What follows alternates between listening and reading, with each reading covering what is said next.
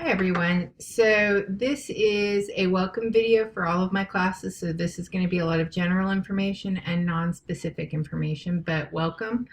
I'm glad you're here. And I am going to do a little intro about myself. I tried to put in things that some people might not know. I'm Professor Michelle Nelson. I'm the program coordinator of Graphic Plus Interactive Design. Just some fast facts about me. I am a nerdy introvert by nature, and you would think that online would be great, but I miss seeing your faces and being in class with you. I am from Indiana, a very, very small town with big cornfields. I graduated from Indiana University with my graduate work, and I have a BFA in graphic design and a BFA in photography with a minor in illustration, so a couple of BFAs. I lived all over the country and Italy, so that's probably one thing that somebody who has had me several times might not have known. I've taught all over. I've taught at YSU for 16 years, and I've also taught at North Carolina State University, Eastern Michigan University, and Northern Arizona University. Over my time, I've taught for about 25 years at this point, slightly actually more than 25 years. I've spoken all over the country on graphic design education, social activism, and graphic design client work, and I am published in an international book on design education. I am the mother of one boy, 2 dogs. Boy, what All right, so I couldn't have planned that better. I didn't actually plan it. The Amazon man comes frequently to my door. And so you guys are going to hear my little boy, Mikey, on these videos. And you're going to hear one of the dogs, Pepper. He just got a chance to hear her. The other dog is Noodle. And he is quite the doodle. And then I have 6 chickens, and you won't hear them. Right now we have 4 tiny baby chickens and 2 older ladies. I am a crazy garden lady. I made a little joke about starting a YouTube channel about gardening and graphic design in class not too long ago, and here I am with a YouTube channel. Thanks, pandemic. So up next, I'm going to talk about the 6 things to do when taking online classes. And I did this because I read an article about, the things that people stress about. And not necessarily, some of these are things to know and not necessarily do. But I read an article, I'm going to link it down below. And it talked about, it's actually 7 things, but I combined 2 of them.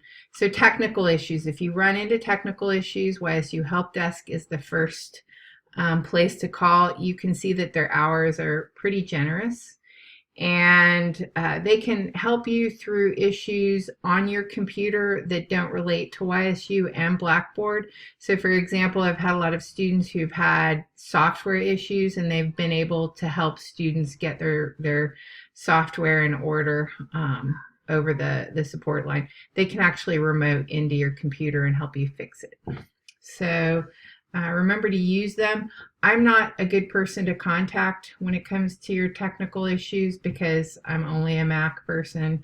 I don't do PC well. So if you email me with questions, the first thing I'm going to do is tell you to call these guys. And they are good. I had to call them myself many times. All right.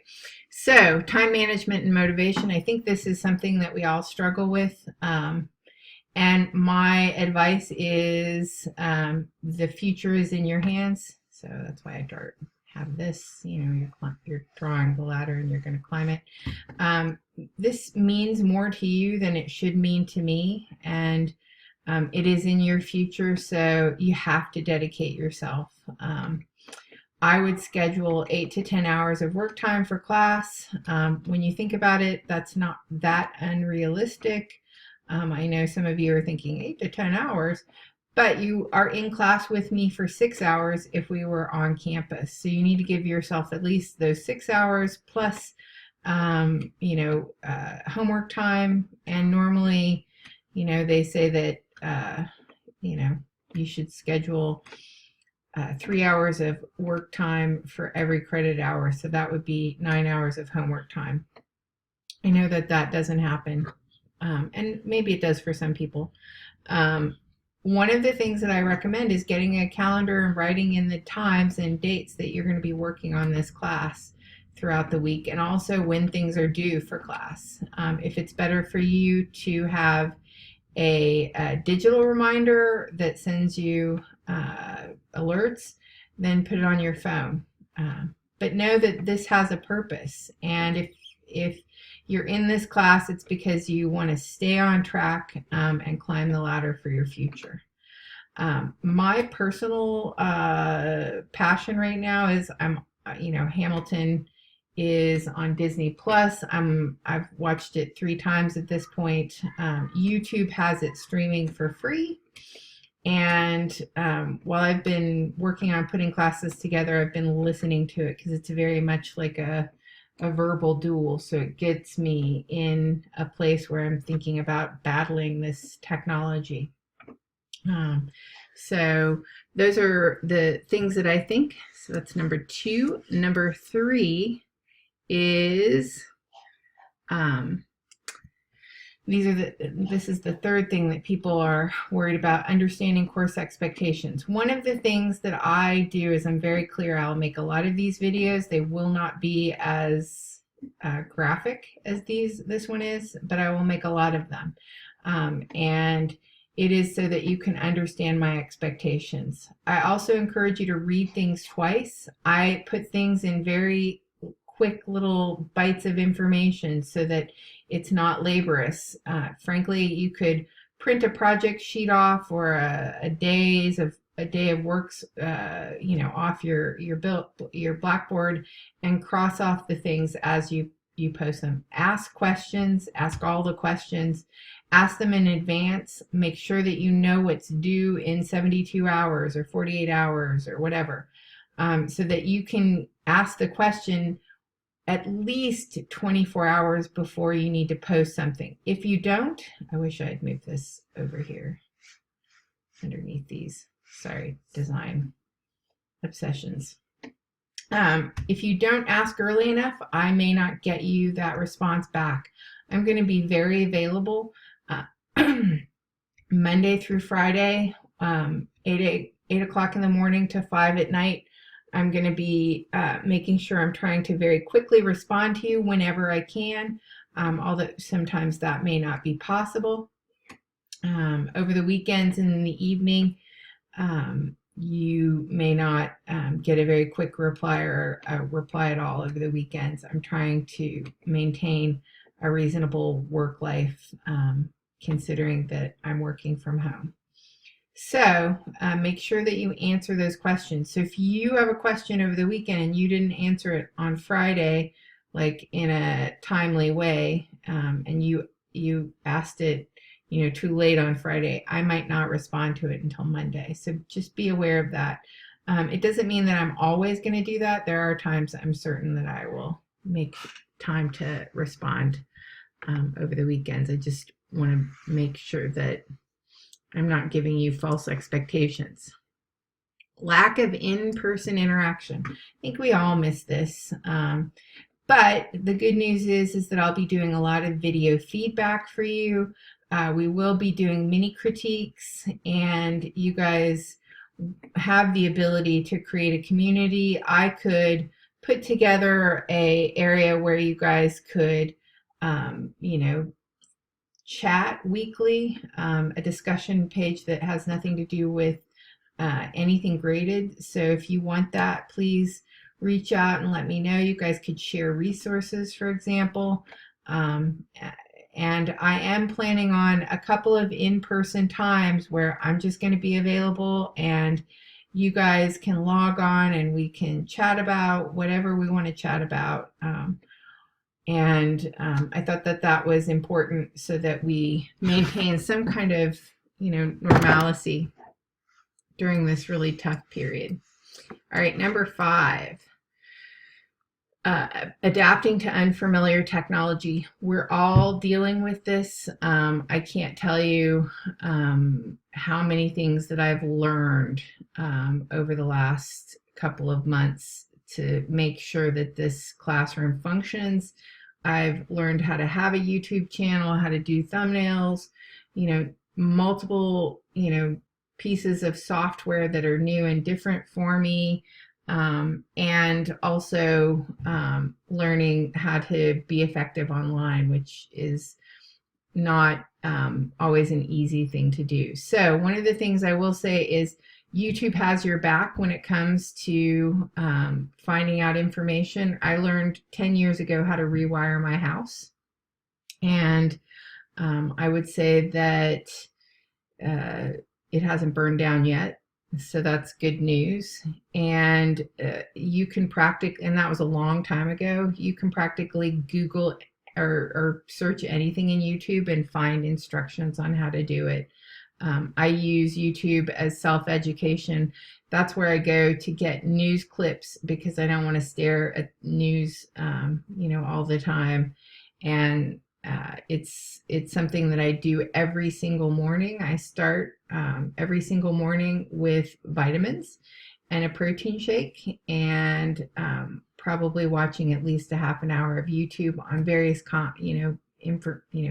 various things. I love gardening. I watch news. I'm a bit of a history buff, so you're never certain what I'm going to be watching in the morning. And so that's the way I start every morning, is almost with a level of self-education. Who knows, I might start doing yoga so that I find some inner peace within my 4 walls. All right. So, uncertainty about the future. One of the things I thought about this for a long time, and one of the things that I realized, and I've watched actually a lot of videos about this, is that we had a more certain future when it relates to viruses than they have, in the past. My husband made the point that people in the past could have been taken out by an infection of the tooth that got so bad that it gave them a toxic blood syndrome that created multi-organ failure. So we have been lucky, and this is the first time we're running up against something like this, but we're still lucky because we have a ton of things to fight this virus already in our arsenal, and those things will be continuing to grow, and hopefully there's a vaccine soon. People are getting jobs in graphic design, so if you're close to graduating, there's been plenty of people contacting me and needing graphic designers, and a lot of our graphic designers that are alumni are working from home. So know that your future is not that uncertain in terms of the job market. People need graphic designers. If you go out, we're constantly in your face. You can't walk anywhere without finding something that a graphic designer touched or thought about or did.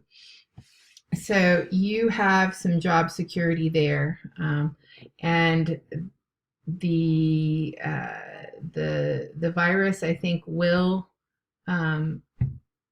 find an end at some point, and we will be able to resume life as normal. But until then, we are going to carry on and do our best. Hopefully we'll have some fun in this course.